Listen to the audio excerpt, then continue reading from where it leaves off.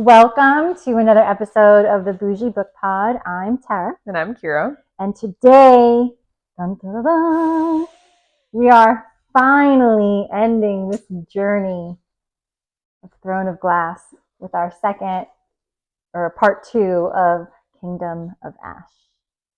It is a bittersweet episode, I feel. Yeah. I'm going to miss these characters so much. And I've been reading these books for so many months now that it's like, I can't believe I have to walk away. But we are going to get into part two, which starts at chapter 68. Last episode, we talked about how Aelin was kidnapped and in the coffin and had the iron mask on her and just being tortured. And Manon, look at that. Good job. Thank you. I'm learning. But okay, let's talk about that for a second. Because I'm still saying Manon in my head. Yeah, but for the last half of the book, because so many people had commented about the Manon thing, I was like, okay, I'm going to have to try to do this. Only because I was telling my brother, I'm like, it's just my accent and that's how I read it. And like, it's so hard for me to change it now.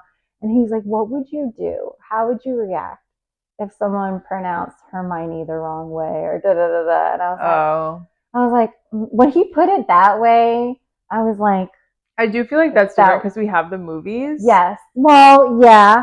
But also in the book, she did phonetically that's true. point out how to say Hermione. Yeah. But I do recall many months ago being in the store and there were girls picking up Fourth Wing and they couldn't pronounce Xaden. And they were having such a hard time saying it. And I was like... But that's like also a name in the world. Again, I agree too. But I was just thinking of like the way I was judging them of like, it's Xaden. But now I'm like, okay, that's probably how people are hearing me. So I'm going to make this concerted effort to say Manon. But man, it's so hard. It's been so hard. But anyway, so where we left off, Manon was trying to get the Crocian witches on her side, not really like being super pick me about it. But in the end, she did show her absolute loyalty by fighting the other witches. And so I think we left off with that, and Dorian was leaving for Morath. Aelin had been rescued. She had gone to... They met up with Kale already. Mm-hmm. Yeah. And we talked about... Because we were at... wherever Kale's from, and she vaporized the water from the dam. Yes, okay. So like all of that's happening, but there was still so much more to come. And so part two opens up with Dorian arriving at Morath. And I'm not going to lie, this part really tripped me up, his time at Morath. Mm-hmm. Because for a moment, I was starting to feel like, are things about to twist on me with Maeve? Yeah. So I also was nervous because I was like, is he going to die here? But then, like, it's like this serious moment, but then he's a mouse. And I also... it was just, first of all, I hate mice. I'm just picturing this tiny little, like Gus Gus from Cinderella. Oh my God, I love Gus Gus. Just like going through the little cracks in the castle. I feel like with Dorian at Morath is when I actually processed, and maybe it wasn't even actually processed. It just seems like all of a sudden he was so powerful. Yes. And it was kind of like, I was okay with it, but it also felt like, wow, we worked so hard for you to become a shapeshifter and be able to do that. And then all of a sudden you're doing all these really complex, weird things. Yeah. I won't say it felt like a stretch, but it was just kind of like a very quick development of his magic. And I was just kind of like, okay, first off, I'm reading a fantasy book. I know I can like have to wrap my head around certain things. Yeah. But some of those things I was like, this kind of feels like a stretch. And I don't know if it was because it felt like it happened so quickly and all of a sudden he's doing all these things and like being able to trick Maeve and all this stuff. I was just like, Yeah, it was like it felt like it was all coming out of nowhere, or like, wow, Yeah. was that there the whole time? And Yeah. Like you're a rookie and all of a sudden you're doing all this crazy stuff, but it feels like months you were just trying to figure out how to change your eye color. yeah, yeah. I don't know. It was kind of weird. But like I like him and I'm like glad it went the way it did there, but it was just kind of I don't know. I felt very like is this I don't want to say believable because I'm reading fantasy, but like Hmm. this seems crazy that you are able to do this. Yeah, so quickly. Yes. It was just like one day we couldn't change our eyes. Yeah. The next day you were able to change it from blue to brown. Now you're a mouse, and then Yeah. you're a wyvern. Yeah, and then you're planting all the however he destroyed Morath, which I can't even comprehend. Like the way he planted all of that, the way he was able to stop Maeve from like her powers and making the portals, like all this stuff that he did was just like, whoa, what? Yeah. And maybe I don't know the hierarchy of how magic works and what the most difficult skills are. And I don't know if shape-shifting is like up at the top and everything else he did was a little bit below. But like maybe to a person like me, I was like, dang, to stop Maeve and to be able to get into her mind and mess with her powers after what she just did with Aelin. And I know Aelin was in that box and everything, but I was like, damn. Yeah, wasn't it like he was like part of his power was going into her power and like learning things from her and taking it? I don't know. That was a little bit above my reader pay grade. I couldn't understand that. But what was tripping me up beyond that was the more he spoke to Maeve, I had moments where I was like, is she as bad as I think she is? I was starting to wonder, like, am I supposed to feel bad for her because she's telling the story and it seems like she loves this land where she is and she's just trying to get away from these dudes and live like in a nicer place, in a nicer world, and then basically saying like, you don't understand what he's going to turn this place into. I'm fighting against that too. You know, like, and I just kept having these moments. I'm like, wait, are things going to turn around? And now we're working with Maeve, and it didn't end up that way. But I was really. I think she can like just the way she messes with the mind. Yes, it's almost messing like with me. It messes with you as a reader. Absolutely, and I thought that was such a, I guess, great writing for Sarah J. Maas. That like here I am hating her this whole time, and now I'm like, oh wait, maybe she isn't so bad. But then I was getting nervous that Dorian was getting pulled into that. But then he double crossed her, who was double crossing. It was like a lot of double crossing happening, and it really tripped me up. And then he shapeshifts as Vernon, Elid's uncle, and he got really bold asking Parrington or whatever his name is these questions when he should have just kind of kept his mouth shut. But he was getting information. It was just really, it was just a different side of Dorian. It was a really fascinating part, and I was kind of sad when they would go somewhere else because I was like, wait, what else is happening? What are we doing here? But yeah, this whole time you think he's working with Maeve. They decide to team up, but he's double crossing her, and the fact that he was able to get away, get the key, it was just wild. Yeah, I think that whole time you learn Dorian's way more powerful than we think. Yeah. And I don't even think we get to explore it. No, it just like you see what he does and then like that's it. And then we move on. I'm like, dang, like what kind of king is he going to be? 100%. 100%. And then you've got this one I can't pronounce. But everyone else Orange? That's what I've been saying. Orange. I don't know. Just go with it, girl. They're gonna hate us anyway. Yeah, well, he's doing all this, the mind games and everything. And you've got the physical aspect and the physical battle starting to brew. That Aelin is. His chapters were awful. Yeah. I've never been 100% an Aelin person. Like. No, and it's funny because I remember the last episode we talked about me saying like if I were Lysandra, I never would have reconciled with him. Yeah. And they do. And I get it because almost everyone dies and several times they think this is it. And who knows what you would be thinking in that moment if you did love someone at some point. But man, he was just so awful to her. Yeah. That I just don't know if it was forgivable. But his chapters were rough because, man, they were just constantly going through it, constantly on the brink of death, and like someone would come in and they'd be like one tiny little save or one moment of reprieve. But then it was really like, well, we're just probably sundown tomorrow, we're gonna die. Yeah.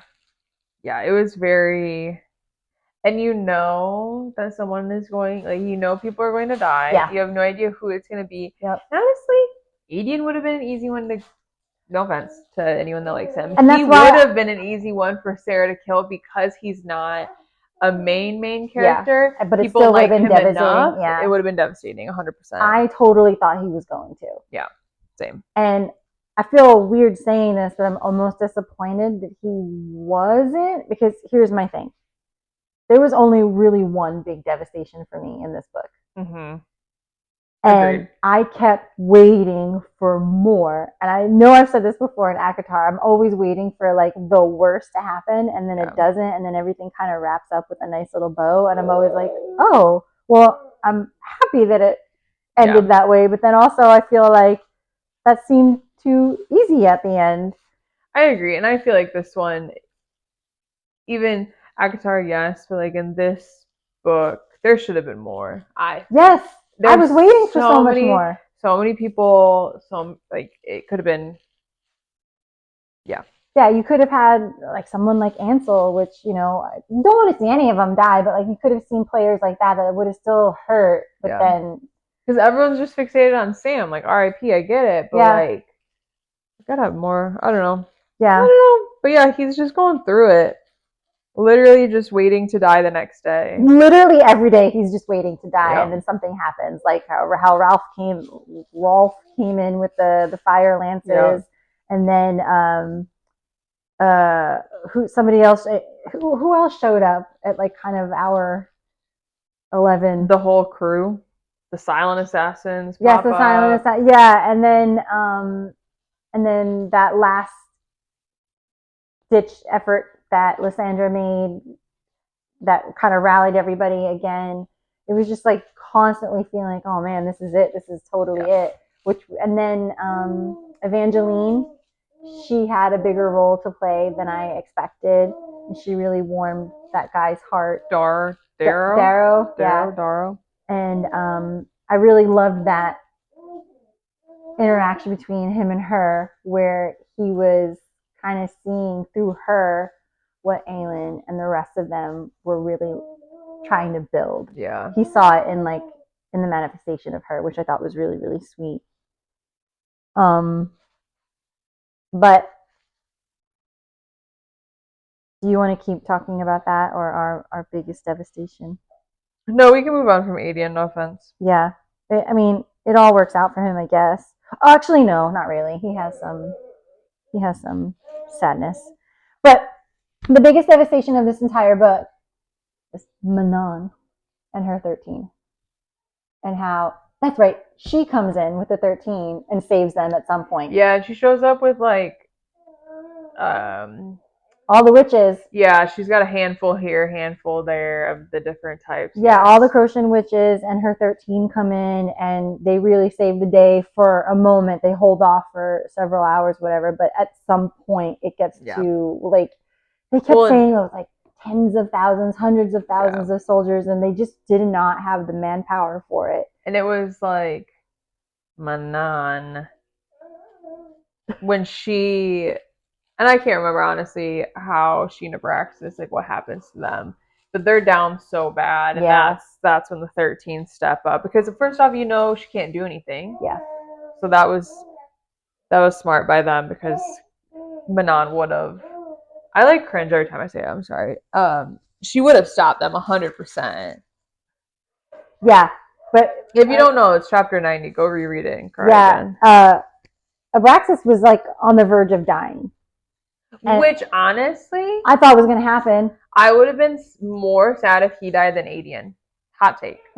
Me too. I would have been way more devastated. Because that could have been a good one. No offense, Manon. Sorry. Yeah. That could have been a good one. That could have been a really good one, but also doubly devastating, because it felt like her connection with him is similar to, like, in the Fourth Wing, where if one dies, It just felt like if Abraxas is gone, I don't think Manon has anything left to, Which I love her and I don't want that fate for her, but Same. that could have been a good one. Yeah, absolutely. Kind of like how Harry lost Hedwig. That was devastating to me. Girl, she is so close to saying mama. Oh, I know. It drives him insane. So then the witch towers are coming in, and they know what the witch towers for me. I was like, did I say something wrong? No. The witch towers for me. This is so weird. Monty Python and the Search of the Holy Grail. That movie. If those people made like a Trojan horse, that's what I pictured for the witch towers for some reason. Okay. And I don't know why. I was picturing like this rickety wood tower. Yes, so rickety. Yeah. Like they're just like hauling it in because I don't know why. That's what I pictured. So like I couldn't grasp the importance of taking them down. Yeah. It was hard when we've got hundreds of thousands of soldiers. Yeah. Because of what I was picturing. That's so funny. I don't know why. That's exactly what I was picturing. That is so funny. So that's coming in, and they're just like, we've got to take this out. And Manon can't do it. And she's like, get me another wyvern. And oh, God, I know I marked it down. I think it actually, because you told me to be ready for 90, but it started in 89. In 89. And then I was just like, what the hell? Because who is talking to Manon? Someone's with Manon. Petra. Talking to her. Who says the iconic live Manon? Hold on, I have it right here. I feel like a fraud, but I keep saying Sorrel. Is she the one that said it? Yeah, so okay. So she's saying that, like, we've got to take this thing down. Lysandra can't get to it. They only have so Manon tells them that they only have 5 minutes, and basically we've got to take apart that tower. And then it says, but they all looked at one another like they had some unspoken conversation and agreement. The 13 stalked toward their own mounts. Sorrel clasped Manon's shoulder as she passed, then climbed onto her wyvern's back, leaving Astrid before Manon. Her second, her cousin, her friend, smiled, eyes bright as stars. So it was Astrid. Live, Manon. Yeah, that makes sense, I should say. Manon blinked. Astrid smiled wider, kissed Manon's brow, and whispered again, live. I'm not laughing at this. I'm laughing at you going back and forth between Manon and Manon. I just realized that I said Manon and Manon. So this one was happening in my head as I was reading. I was trying so hard. So give me some credit for that. But then they punched her. They literally punched her and moved her out of the way, knowing that she was going to fight. Mm-hmm. And they all, and then it's just like, bring our people home. That's what they say to her, bring our people home. How devastating would it have been if that wasn't enough to take it down? I know. But it had to be. There's no way Sarah could have done that to us. I just, when that happened, I was just like, no, and I know I recorded my reaction and people were not happy enough, but I literally was just like stunned. Like, no, this can't be happening. We're not losing all of them. I think I started tearing up as it was building because my head knew where it was going. Yeah, and I'm just like, but I kept expecting some way that it's going to be fixed. Yeah. Somehow this is going to be fixed. Yeah. And the fact that it wasn't fixed, and then all 12 of them had to do, what's it called when the yielding. The yielding. And they all sacrificed themselves to be able to blow this whole thing up. It was just, and then Manon just had to watch as her beloved girls. Yeah. This was the most devastating part of the whole book. And you just get to the point where you're just like... Manon needed therapy. For sure. But it was also like, if this isn't worth it, you know what I mean? Like, if they don't win, these girls died for nothing. It would be so wild if Sarah ended that whole series with them actually not winning. But yeah, that was devastating. And you don't know the 13. I mean, you know Astrid's story pretty well. Yeah. You're familiar with them. But it's almost like the loyalty to Manon, and I don't know. It got me emotional too, because it was just like they believed in something better for them. Yeah. They spent centuries living a certain way and decided that they were going to take a stand, and I just think that's really, really beautiful. And then I felt stupid because remember I was like, oh, this curse is just so easy. It's Manon, she has to melt herself, and I'm just like, oh no, they all had to melt, like the iron. Like I thought it was figurative, but no, it was literal. It was literal. And I wasn't expecting that. That really hurt me. I don't like being wrong like that. But then like that flower blooming, and it said in a once great city that the flower began to bloom. It was just like, oh man, it just really hit me in the gut. And then I turned off my camera and then I cried by myself. It was like, I'm not ready to show the world this. Yeah. And it's funny because that night Izzy came home and he never asked me about my book. But since I was on Thanksgiving break, I was reading a lot more, and he saw me reading. And he's like, well, how was your book? And I went to tell him about that scene, and I just broke down in tears. And he was just like, the book. I was like, I don't know how to explain it. And also, when you're explaining fantasy too, people are just like, I'm like, and then the witches with their tower of fire, and he's just like, what? He's like, I thought one of them was a deer. I was like, no, you're not listening to me. I was just like, you asked me to tell you about this book, and here I am crying about it now. I don't think I've ever finished a fantasy book in front of my husband, because I don't think I would be able to. I think I scared him, but he's still with me, so that's good. And then, while this is all devastatingly happening, you've got Aelin and them just marching along. And then Dorian comes and he's like, hey guys, I got it. Yeah. And then she's like, oh shit. Yeah. It has to happen now. I know. I think she was really hoping that he would just kind of do it on his own. And I know she felt guilty for thinking that, but like, let's be honest, all of us in that position would be kind of hoping, well, I hope he takes care of it for me. Okay, so how did you feel? Because obviously if you're listening to this, you've read it, whatever. So when we're talking about the crew marching along, Dorian meets up with them. Mm-hmm. They have all the keys to forge the lock. Mm-hmm. And they go to vote. And everyone votes for you to kill yourself.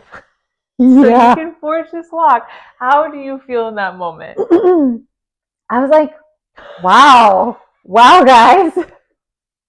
Now I expected it from Hussar, the princess or whatever. Yeah. I expected it from her, but everybody else was like, yeah, do it now. I was like, oh. Really, be done with it, please. I mean, like, on one hand, I get it, because they're really thinking that, like, once that's done, like, maybe everybody will just disappear and it'll be done. But, like, has anything in their plans ever worked out like that? I would have, Aelin was saying, let me go to this battle, like, let me get to this place, and then we'll do it. Like on a dirt road in the forest. Now, here. I was just like, dang, I would have voted with Aelin. Like, you're going to have to do it. But, like, yeah, let's get there. Give her some sleepless nights. What if you guys figure something out? And you need her. What if you need her? And then Rowan? The guy was going through it. Yeah, he was. And I felt bad for him. He's like, really? You just all voted for her to die? Fuck you guys. I just, that was, and if I were Aelin, I would have hurt my feelings a little bit. Like, I know we have to do this, and I'm still saying that I'm gonna do it, but maybe let me go home first. Not let me die on this dirt road? Let me go home? I've been trying to go home for years. Where were they? I don't even remember. They were in some random place. So stupid. And then... So stupid. And then, like, Rowan convinces her, ask Dorian to do it with you. I think you're supposed to do it together, and maybe if you do it together, you guys will have a better chance of surviving it.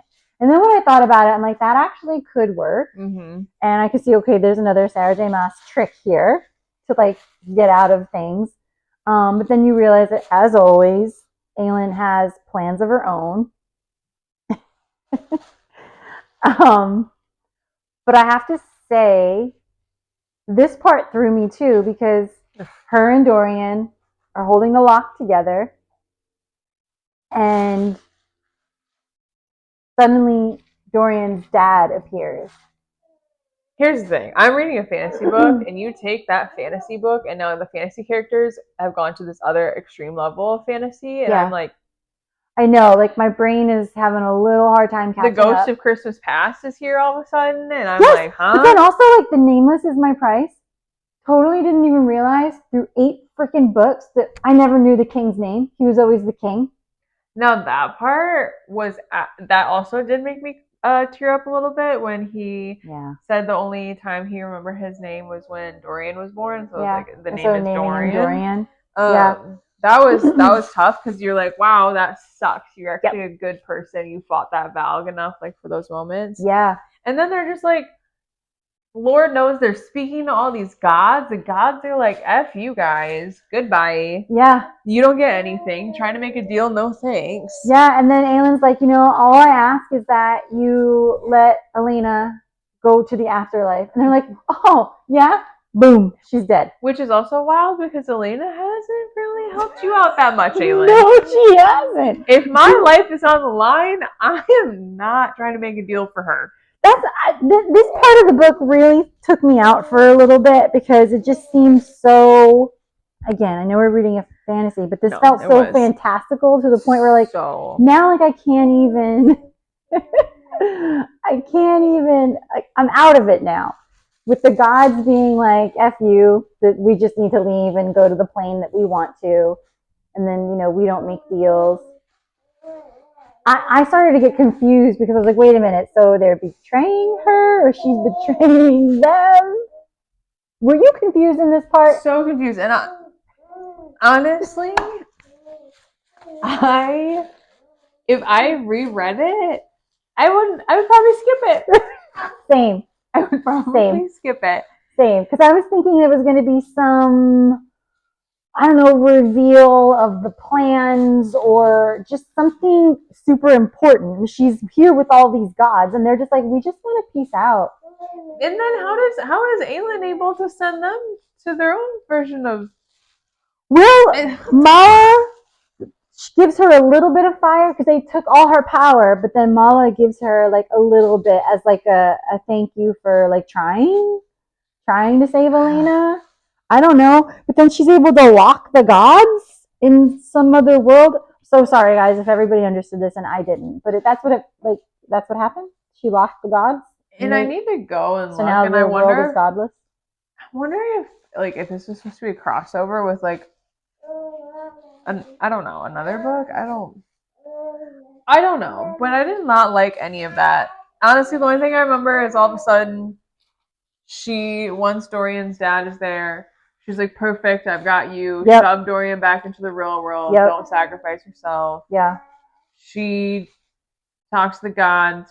Dorian's dad disappears forever. They say, screw you. Then all of a sudden she's falling through space. Yes, okay. And then we're in Akathar? Well, here's the thing. So I didn't read, were any of these Crescent City? That's what I'm wondering. So, because I highlighted, she passed through a world where a great city had been built along a curve of a river. Yes, that's Crescent City. The buildings impossibly tall and glimmering with light. So I was like, okay, maybe that's Crescent City. It is, yeah. And then passed through a world of rain and green and wind. I don't think that's a reference to Crescent City. She passed through a world of oceans with no land to be seen. Then she passed through a world of snow-capped mountains under shining stars. Passed over one of those mountains where a winged male stood beside a heavily pregnant female gazing at those very stars. Yeah. Faye. Yeah. The winged male, beautiful beyond reason, snapped his head toward her as she arced across his starry sky. He lifted a hand as if in greeting. A blast of dark power, like a gentle summer night, slammed into her. Not to attack, but to slow her down. And so I was like, oh, Feyre and Rhysand. And I'm like, that felt kind of cool. Yeah. But I was having a hard time picturing her falling.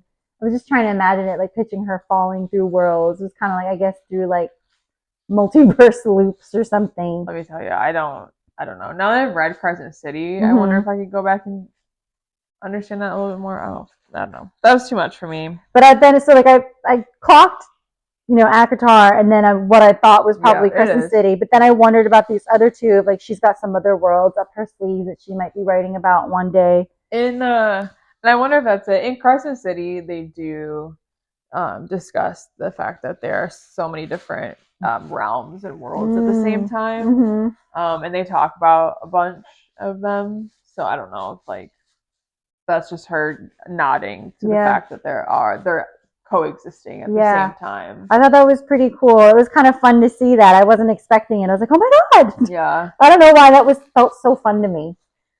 But then so she's falling through all these worlds and then she's back. Yeah, because Rowan is, I'm not going to say smarter than Aelin, but like, I don't know if like when he was tattooing her, he put in the word marks. Yeah.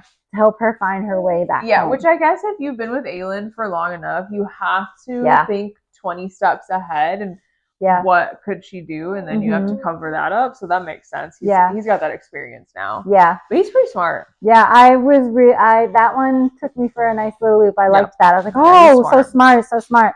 The only thing was when she came back, she didn't have her power anymore. And she only had a little bit of water power. That and like a teensy bit of fire. Yeah. But like that's it. And so it's like great. We forged the lock. That's done. Gods are gone. But it didn't kill Erewhon. The armies are still coming. And now I don't have the power that scared them.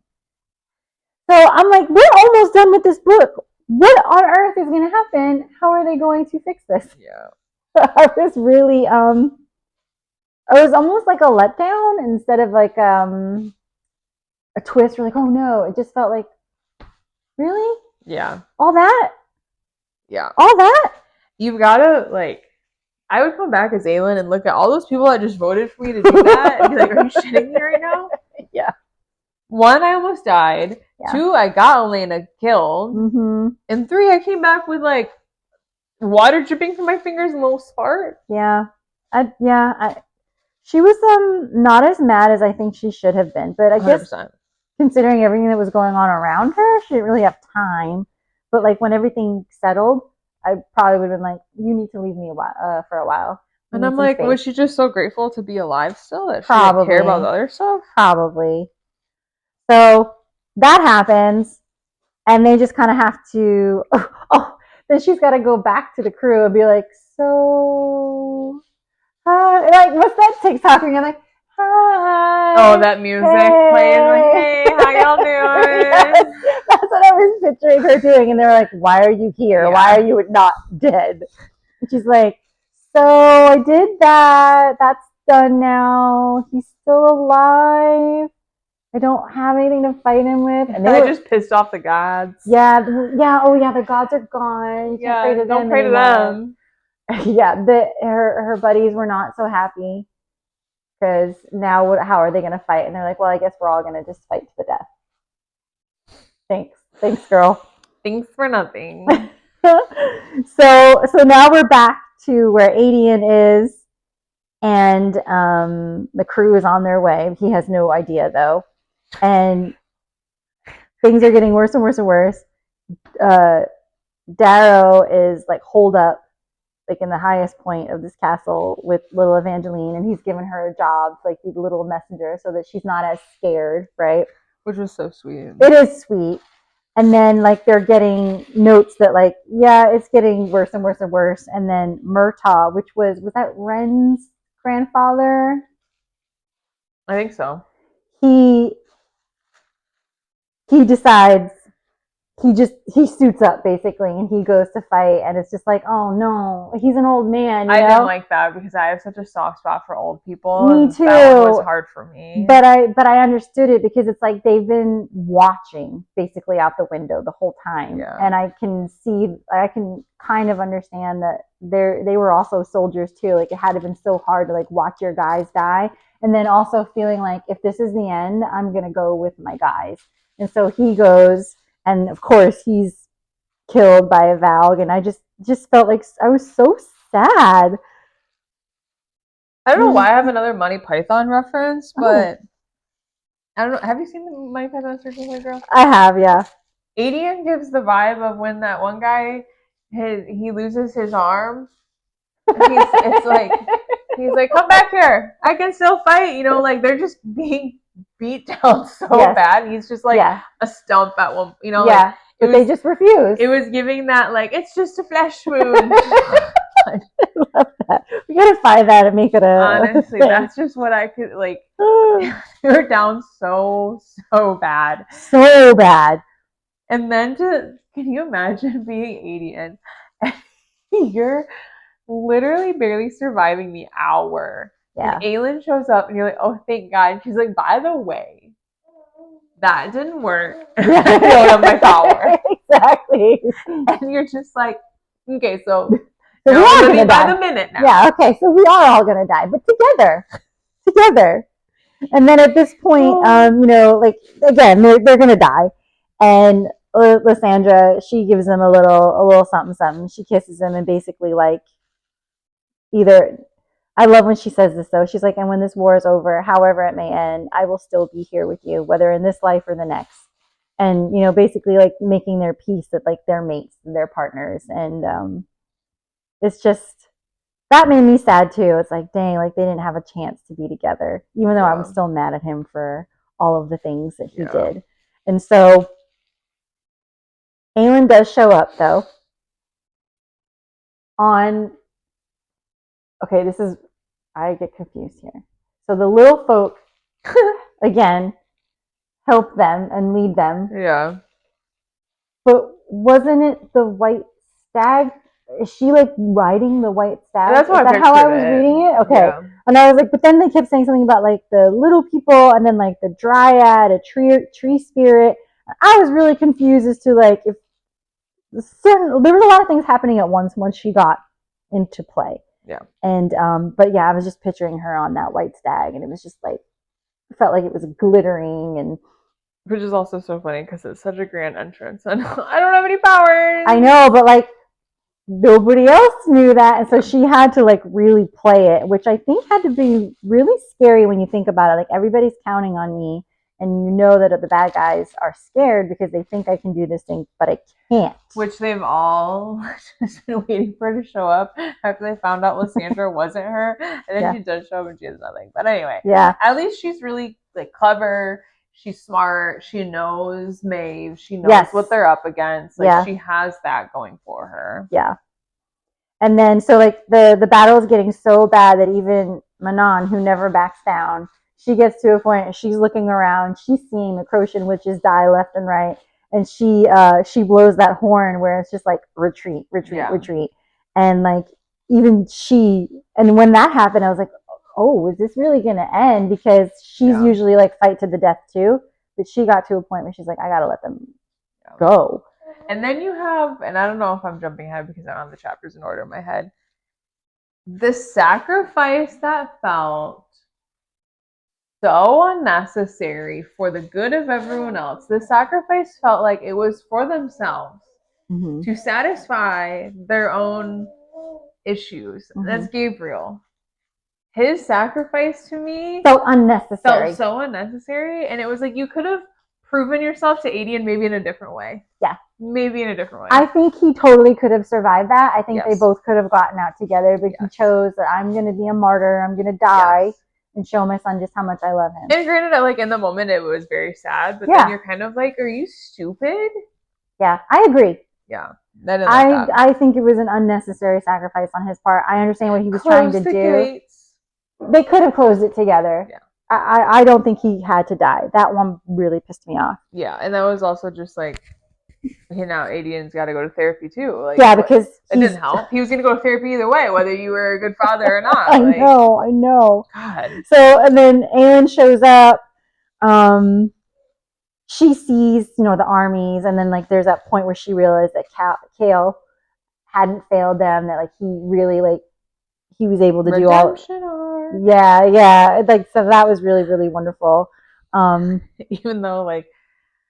Oh no! It wasn't her that was realizing it was Dorian. Because he had been gone for so long, and he saw Chaol and he saw him walking, and it was just like, oh my god, he did all of this. And then all of a sudden, Irene heals someone. He's like, oh, I'm just kidding. I That would know. be so wild. Imagine you're just on the battlefield and like, oh shoot. That would have been. Honestly, I would have liked it. I would have liked a little more drama at the end, or to lose people, because then it would have felt like, I'm going to say something controversial.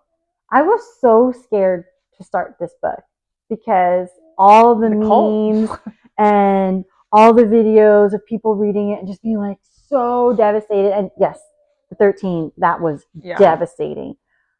But it made me feel like there was going to be so much more devastation after that I almost got to a point where I was like, that's it?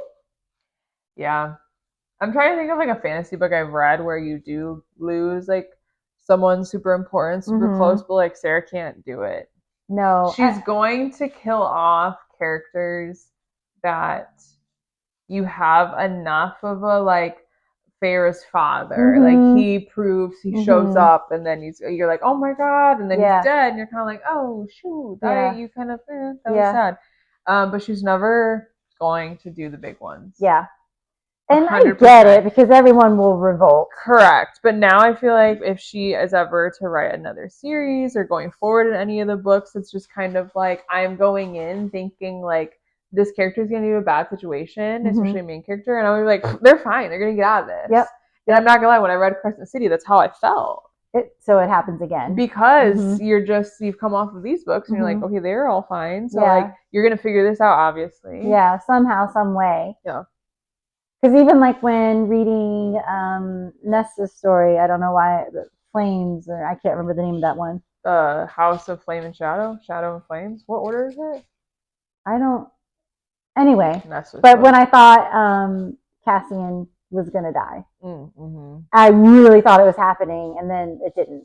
And that's the thing at that moment. I was like, okay, she's always going to like bring me to the point, and then it gets saved. Yeah. So, okay, so Aelin is there.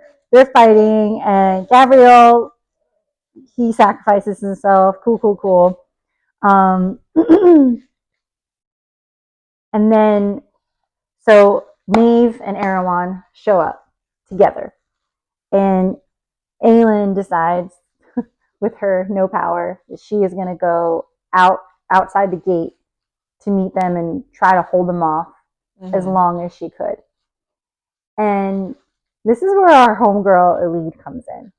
Because Aelin, who has no magical powers,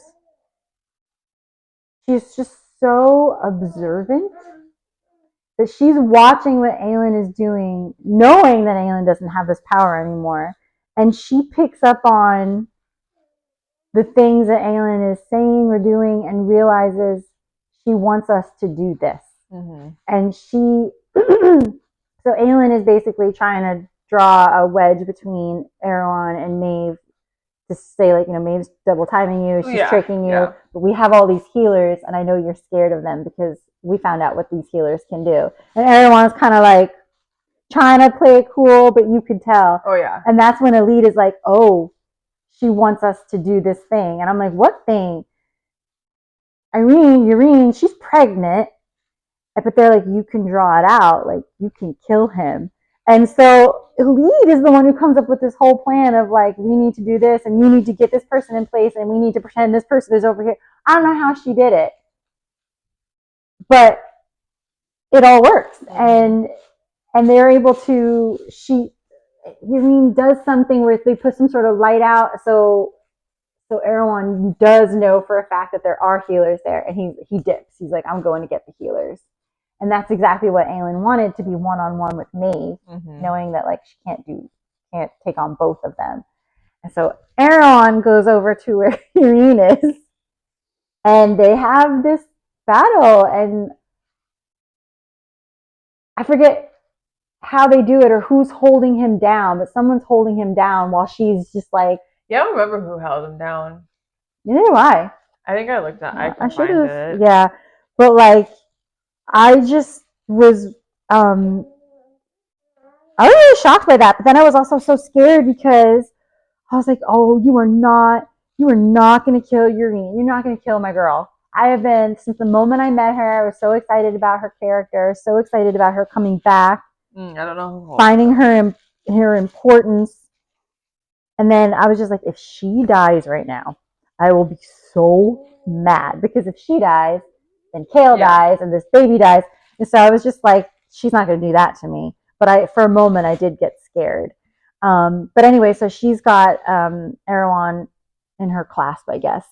And she's just basically like, he's a parasite and I can get him out. And maybe it was Dorian. Dorian was up there too, because he had Damaris, and he was the one asking Erewhon what my father's name was. Yeah. And he told him.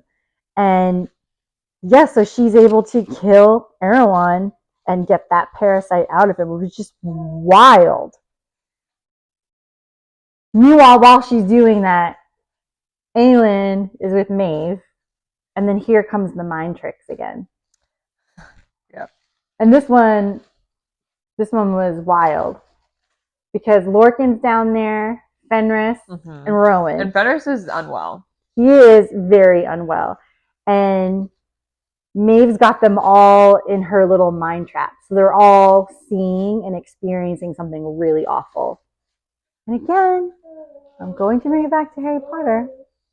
It reminds me of that scene where they're trying to kill the Horcrux in the woods, and Ron is seeing all those things. He's like really messing with his mind. Like it was just like the things that you're most insecure and afraid of.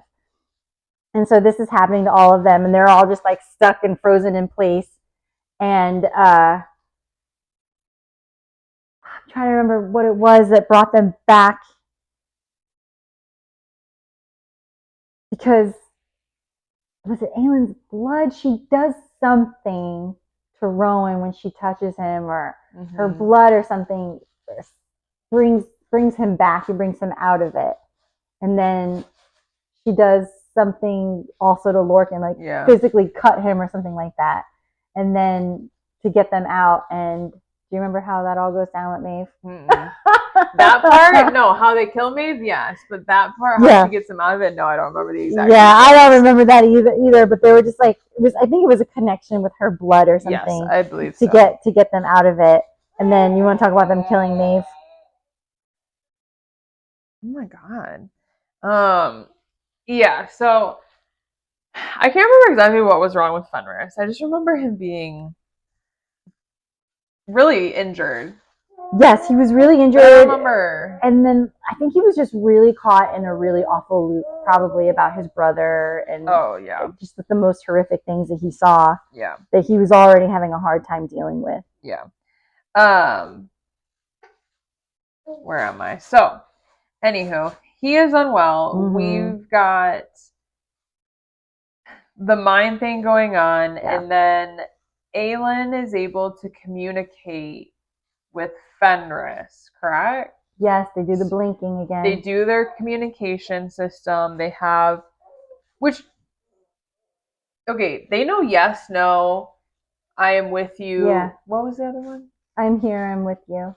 I think that's it. I thought there was like 4 of them, but I don't know. But anyway, they have their code, and he takes Goldrin. Yeah, Goldrin. There's definitely an L in it. Yeah. Goldrin, and is able to stab her in the chest. Yeah, it says he impaled her. Okay, so I'm gonna assume in the chest area. And then at this point, Maeve is like, "Hey, it's actually gonna happen. Yeah. It's actually gonna happen." And in true Maeve spirit, she's like, "Oh, let me try to just one more thing, Aelin. Like before you kill me, just listen, hear me out. Hear me out." Which is hilarious and very Maeve, and tries to bargain with her. However, Aelin is able to get the ring that has a fancy name that I can't remember. There's a name to it on her finger. God, what is that ring called? I don't know. It's so unimportant. But anyway. Silba's ring. Yes, there we go. Silba's ring on Maeve's finger, which then incinerates her, right? Like it burns her. Yeah. Yes, because at first I thought she was gonna let her go because she's like, you loved Aurelia, and like you're just trying to leave your husbands or whatever. And she's like, if I let you go, you banish you'll never come back. And Maeve's like, yes, yes, yes, I'll never come back. And Which also, I love that Aelin was like, let me give you a shred of hope first. Yes, and then she's like, okay, yeah, well, then go to hell. And that's when she puts the ring on her. Yes, Silva's ring, yes. Yeah, so like it burns her, does something, and then Aelin is able at that moment to decapitate her, essentially, which ends up killing Maeve. Yes. Did I get that correct? Yes, you did. Yes, you did. Okay. And then I think it was Lorcan. Yes, Lorcan. They like her head, and it describes like her mouth is still open in a scream as her head falls off, and Lorcan just looks at her and he's like, burn her. Like, get rid of it. Which is just, I mean, I get it. But then as that's happening, then this feels like in Marvel, the entire army, they just all like start collapsing and falling apart because I guess their two people are finally gone. And it's just like, I guess I was picturing it kind of like in Marvel where those people like they all turn to ash and they just like disappear and you're just like, oh, okay. Which is always like, it's satisfying, but then it also sometimes feels a little anticlimactic that they all just disappear. They all just fall down. Like you did it. Or even like in Harry Potter when he gets Voldemort and then you're just like, oh, that was something. Yeah. And then the battle is over. They win. And then you just gotta imagine like this place, Terrasen, it's just ramshackle. Everyone's just shell shocked. Yeah. I can't even imagine that feeling of just being like, okay, where do we start? Yeah, and I was just thinking about that too. Like you spend all these years kind of in battle in such a way, and then when it's over, what are those like? How do those people pick up and then just start to be normal again? Yeah, that's got to be really, really hard. And then this part really made me sad. Dorian finds Manon, and he's kind of like, he doesn't even ask. He's just looking around because they're always around her. And she says, you will not find them in this sky or any other. So sad. Because you've got to think almost everyone is getting like, yes, oh my God, Amy and Lysandra, and like, Aelin's back in Terrasen, and she's got Rowan, and Manon has Dorian, but and she's queen, but she doesn't have. Yeah, she lost that. She lost like her other half, really. Yeah. And that made me really sad. And then she has this interaction with Aelin, which also like made me upset because Aelin like sees the sorrow on her eyes, and she just says, "Who?" and Manon responds, "All." Mm-hmm. And they're just sitting there together, and before Manon walks away from Aelin, they're not even talking. She just says, "Live, Aelin," and I thought that was really sweet. But then it says that Aelin goes that like it seems more like she was saying it for herself, to remind herself we both have to live. And also like they just sacrificed all that. They literally told you to live. Like you can't sit around and putz around and do nothing. Like you have to do that for them. We have to go forward. Yes, you have to go forward and live and make that better world that they were talking about.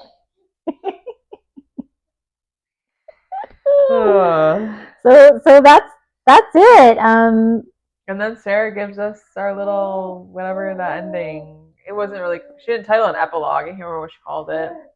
I don't remember either. If it had a different title or if it was just another chapter. No, I don't think so. Then Aelin she gets crowned official queen. They have like a big party. That seems fun. Aelin and Lorcan get married, correct? Yes. He takes her name. Yes. Which is funny because then he's Lorcan Loken. I don't know how to pronounce the name, but that's kind of funny.